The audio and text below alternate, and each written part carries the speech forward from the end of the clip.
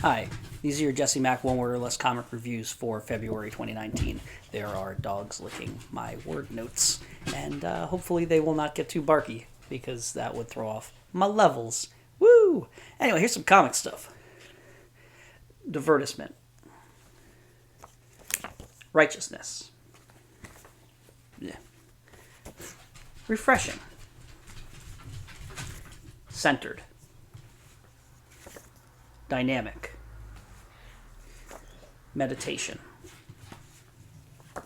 Chaotic. Let's get crazy! Brava. Dismal. Runaway. One word or less comic reviews. Pow! All right. Now to give you that extra added content and give you some short thoughts on 10 books. Squirrel Girl's always good. It is always very good. This particular one, there's a guest artist who was good, but just felt a little weird and off. The story was a nice little self-contained thing where they had to do puzzles and stuff with Peter Parker and Spider-Man not being the same person and secret identity hijinks, and it was good, but it's kind of forgettable. I don't think I'll be thinking about this issue in a year.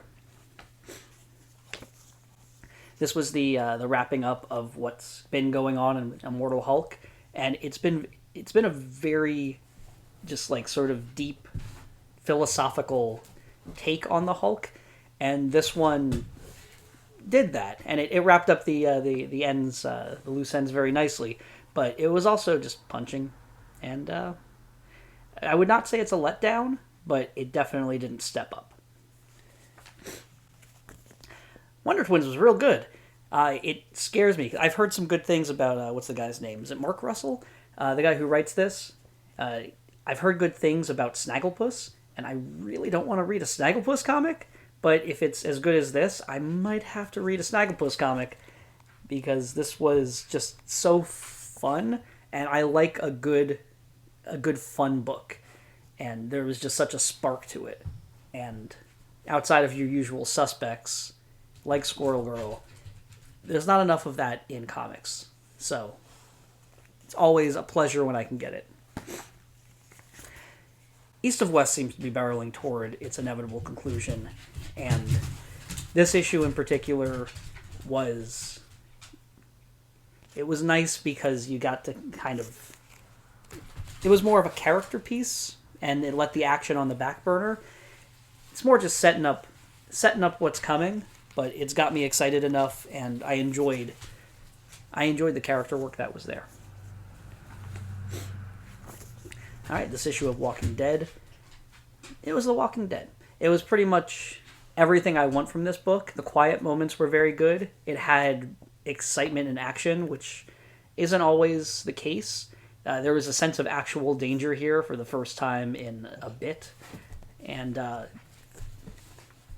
it set up some real nice stuff for next issue. And by nice, I mean just flippin' awful. I hate when Kirkman does this, but that's why I'm here. I'm here to hate. This Thor was about Thor's dad. It was about Odin, and about how he won. Oh my god! One of the dogs was yawning, and the other one was biting, but not biting. There was mouths and mouths. Sorry, try to concentrate. There's weird stuff happening on the other side of the camera. The Odin, yes. How Odin wants to be a better father and let Thor know how he feels, but he's too prideful to do that, which is a special kind of heartbreaking. So,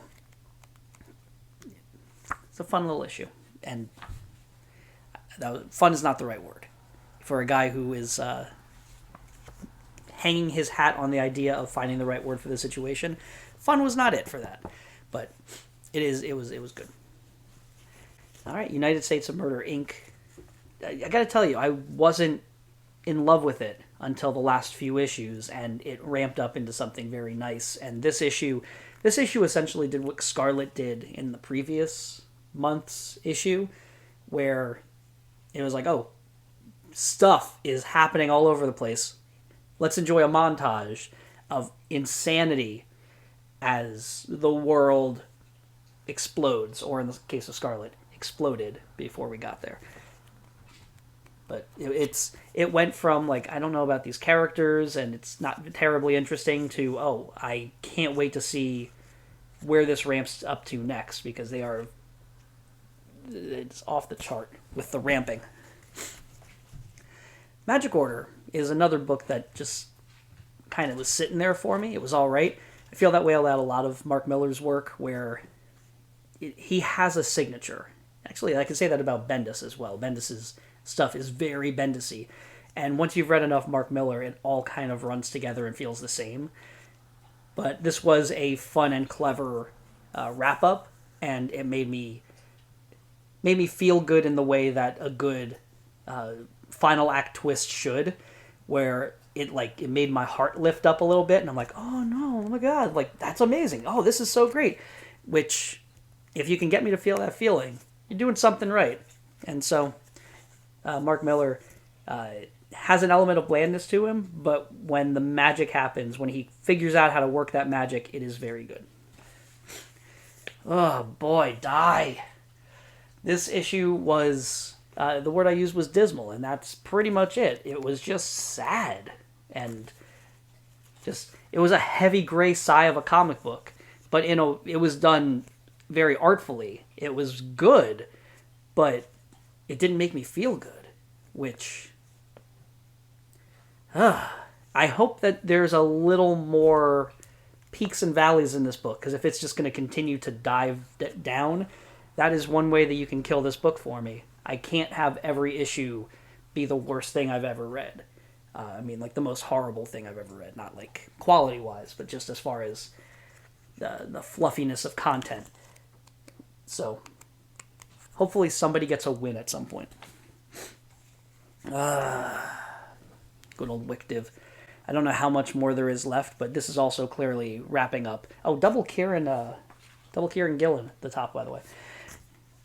But this one was a bit of a just freaking banger, where it just was relentless with the amount of plot and feelings and everything that Wicked and Divine does well when it's at its best. And I've definitely read issues that were better than this one. This one was sort of jack of all trades, master of none. But at the same time, it was like a good, just like wide breadth of what makes Wicked and Divine good. And like I've said for a bunch of these other books, I can't wait to see what happens next. And even though it almost feels like a cop-out in evaluating how good a book is,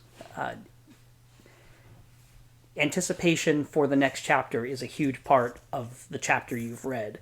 And so, in that case, this comic and a bunch of the comics that I read this month did that very well. And so, kudos, Wicked and Divine, number 42. Jeez Louise. Oh, that guy can write a book for a while. All right. See you in March.